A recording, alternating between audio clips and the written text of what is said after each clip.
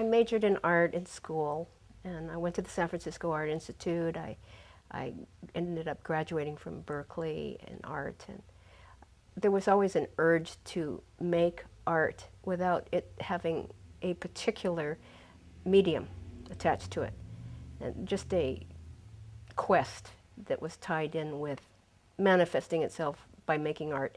The first thing I did when I graduated from Berkeley, in fact, was go to New York and work on documentary films, the cinema verite, because at that moment I didn't find painting expressive enough for me or something. And in fact, that's why I went to New York, was to work in that medium. And after about 3 years, I discovered that it was not for me at all. It was too expensive. There was no video at the time. It was too expensive, and it was like a group activity. And I found that I'm really a person who likes to be alone for long periods of time in a room, which made it easy to be an editor. People would ask me, how can you stand being by yourself in a dark room all day? And I had never even thought about it, you know, it just seemed natural. But I prefer to just be a studio artist. But it went from painting, and which was what I thought I'd always be doing. And then when I went to Mexico, I started experimenting with the embroidery, because I would see all these Mexican women embroidering in the marketplace. And I just tried it for fun. And in the mountains of Mexico, I thought I just walked off the end of the planet in terms of the art world. So what did it matter what I did? So I just sort of threw myself into it without thinking of the art world or ever exhibiting it. And somebody wanted to exhibit it, and went from there.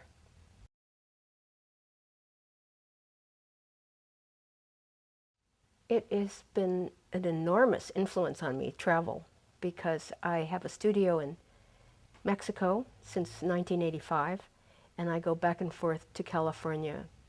And early on, I would pack up my paintings, take them off the stretchers, roll them up, bring them back here, and so on and so forth. And then as I began to embroider, which I did as a lark at first, it was so easy. I could to transport. I can put a museum show in a duffel bag at this point. You know, it's terrific for that.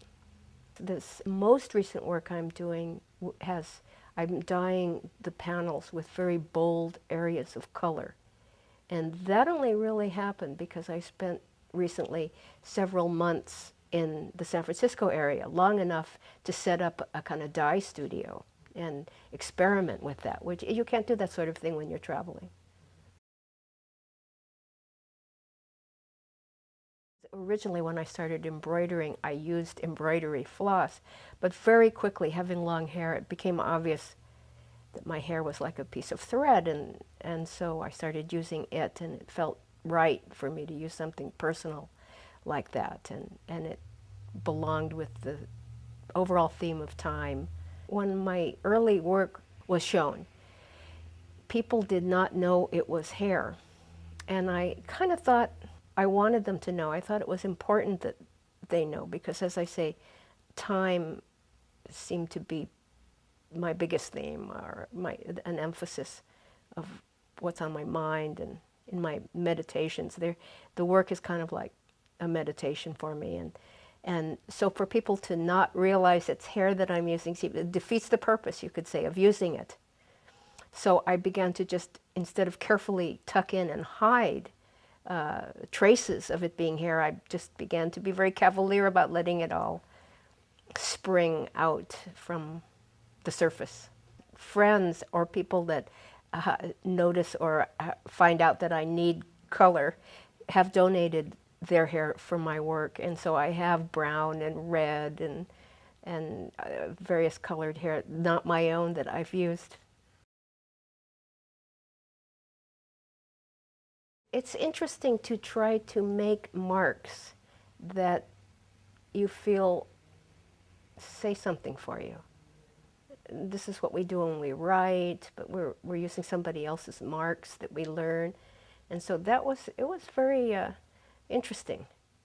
And I notice when I look back at the work I did 15 years ago, how different the marks are, how different the writing is. I mean, to someone else at first glance, it might not, but I used a lot of diagonals through one period, or, well, not to get too detailed, but it has changed, and it does become part of what the minute by minute work I do. I don't read it like I read English, like I read a newspaper. One piece will look to me like documentation, and then another piece looks to me like a prayer, or sometimes it feels like a poem. And this will have something to do with the composition that I choose. I sometimes am, going through some kind of incantation or rant or a prayer or, process that is kind of textual. So having learned to write, that's how I do it. It's almost like a printing. I usually work from left to right, like English, but I've sometimes worked from top to bottom, like Japanese. It's a language or an alphabet or a script that I invented. And this is after having originally used embroidery floss to embroider English and sometimes Spanish, because I live in Mexico too, words, originally on domestic items or silk lingerie and things like that. I wrote things. And then at the time when I wanted to use the hair, I switched into creating this text. It's very hard for me to explain why.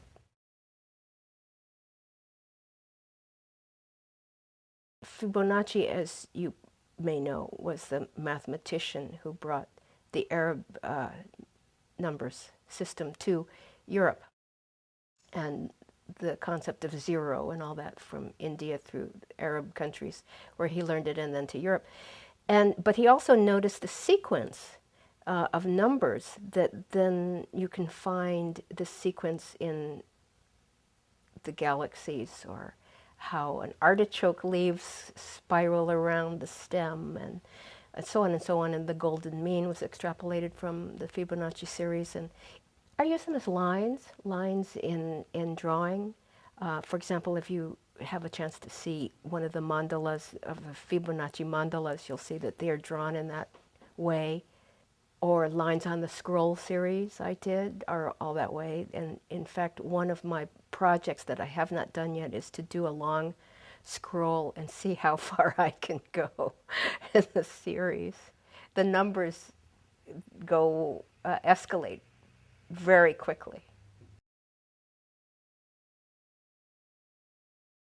I do the work serially, so I'll do a whole series of work. Sometimes it could take a year or 2 years of just plodding away with a kind of idea or thought or theme in mind.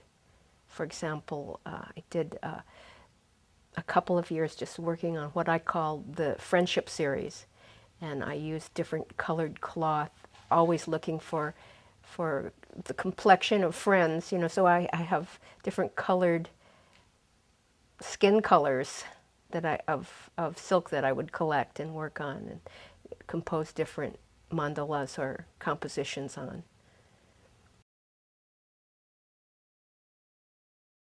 Well, previously I had never used Japanese imagery in my work, and my father passed away, and it suddenly occurred to me to do that piece. I had had a collection of vintage kimonos that I picked up at temple sales in Japan, and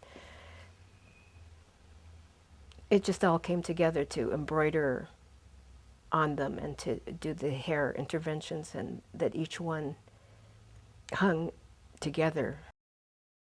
Black kimonos are the formal attire, and both men and women wear them.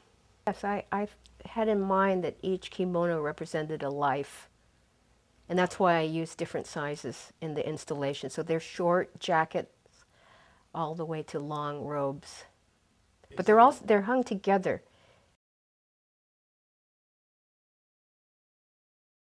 I was told by a gallery director after a couple weeks of my exhibit being up that a man came in and saw the show and was overcome by what he said was an exposition of the Holocaust.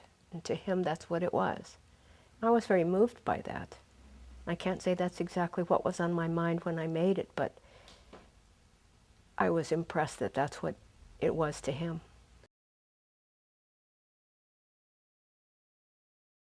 I'd say that I'm Japanese American in that my mother was Japanese, my father's Japanese, well, both are born in this country, but their parents were Japanese from Japan, and I was born here. And so I think that's what defines Japanese American. The kind of work I did came from that background more than being from a Japanese, born in Japan, grown up in Japan background. And so it didn't even occur to me, actually, to use Japanese imagery.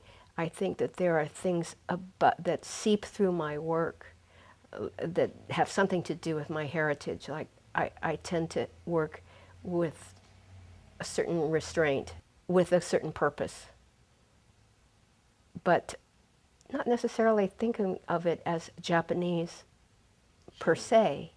But I think it's when my father passed away that I really did look at how much my past influenced me. And in that case, it was such a great loss. It was a sudden loss because it happened very suddenly. So that suddenly all the many unspoken things came forth and came out in that piece.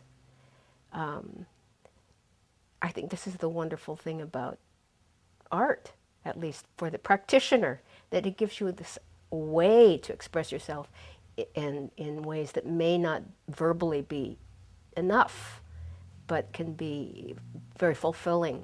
I don't know why, but if you have an art form that you can create in, then it comes out of you that way, and it can fulfill some need to get something out that you didn't even know you needed to get out.